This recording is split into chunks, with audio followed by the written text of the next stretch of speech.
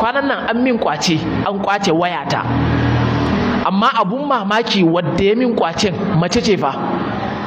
Na biyo babban titi da daddare kawai aka tare ni na ɗauka mace ce kawai hakan nan, ta zo ta ce min wai wayanka nan ne ya min kyau. Na ce me? Wayanka nan ne ya min kyau. Na ce Allah sarki, ni kuma na ɗauka irin ko ta ganni ne hanson gai haka, ta ce tana so na, ashe ma ta ce wayanka ne ya min kyau. To tana warin taba, tana warin wiwi. Sai na ce Allah sarki, sai na ɗan ci gaba da tafiya, ce ji mana, ta biyo ni fa na fahimci wannan abun fa ba dar bane.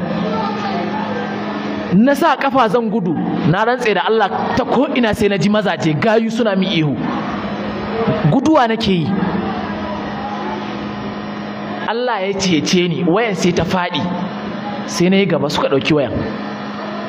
Amma wallahi musulmai ne, yarinyan nan da ta zo musulma ce, duk waɗannan da suka yi kukan kura suka biyo ni musulmai ne,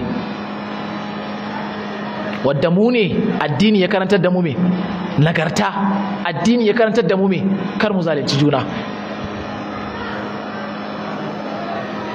ƴaƴanmu ne musulmai suka addabe mu, suka hana mu jin daɗi, suka hana mu sakat a cikin gari. Allah ya samu dace. Amma irin waɗannan tafiya da muke yi ba zai amfanar da mu ba. Kuma irin waɗannan yanzu wannan in ya ji wahala zai taso ya ce me shugabanni azzalumai ne, amma ga azzalumin farko anan. Halayenmu ba su da kyau, mu muka addabi kanmu, muka hana kanmu sakat mu ji daɗi a duniya.